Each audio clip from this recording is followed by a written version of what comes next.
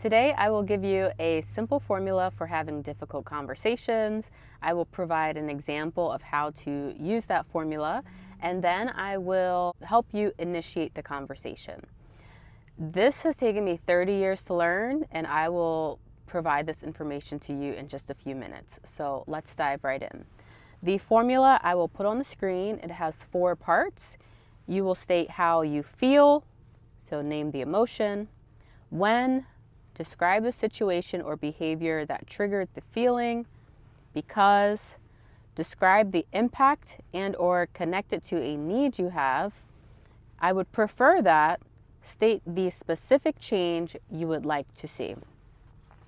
So here's an example, and I'm going to say this in the tone that I would for the difficult conversation. So I'm going to soften my tone a little bit. So I feel hurt when you stomp around and slam cabinets and dishes because you create an energy that pushes me away. I would prefer that you tell me in the moment that something is bothering you so we can reach a resolution together. So you have to keep your tone soft, because you could read this, when you stomp around and slam cabinets, no.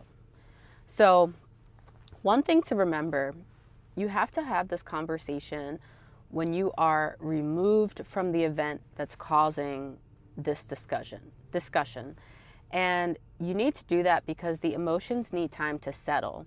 So you can fill out this formula after the event has happened, but even still, I want you to revisit the formula, make sure it's coming across in a soft manner, because your goal is to reach a resolution together. I'm assuming that this is somebody who you care about, you love, or it's somebody who's in your life that's not going anywhere due to circumstances. So you're having this conversation because that pain is going to continue, since they will continue being in your life. So the goal is to reach a resolution together, and you want to keep that in mind as you draft this formula and as you fill it out. And one thing you can do to soften this, even at the end when I say, I would prefer that you tell me in the moment that something is bothering you so we can reach a resolution together.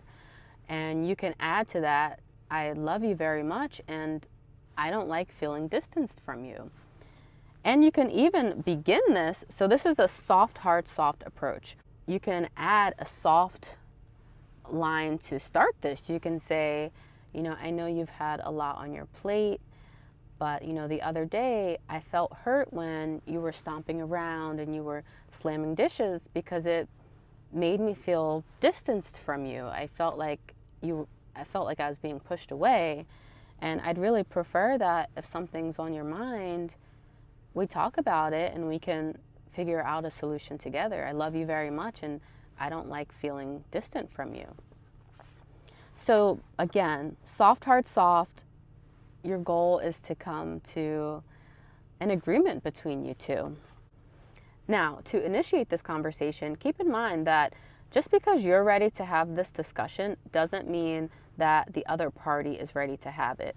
So I'm guessing this is somebody that you know a little bit, and you probably can judge a good time to have this discussion. So that's not when they first walk in the door. It's not after they tell you they've had a long day. So use your best judgment to find a good time, when maybe you're just relaxing. And I want you to say this. You can say, hey, there's something that's been on my mind that I'd like to talk to you about. Is this a good time to discuss? And they're either going to say yes or no. Most times I think they will say yes. But if not, you can say, okay, that's fine. This is something that is important to me. So when you're ready or when you have the capacity for this discussion, please let me know. That's it.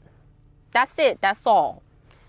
I have started using this within the last year, and it has really helped me, because first you have to identify the feeling and then the need, and you have to communicate it. Once you've said what you needed to say, I want you to really listen to what the other person has to say.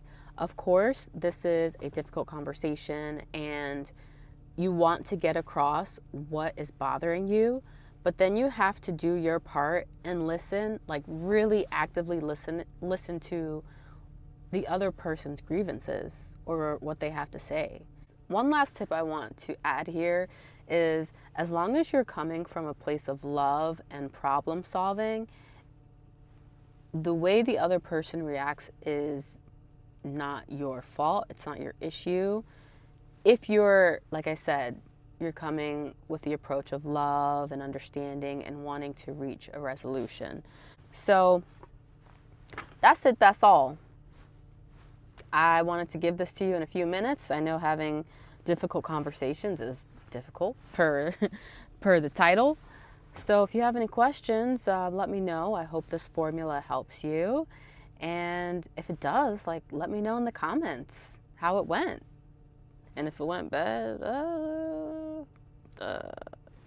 don't let me know. No, just you can let me know. Give this a try and let me know how it goes.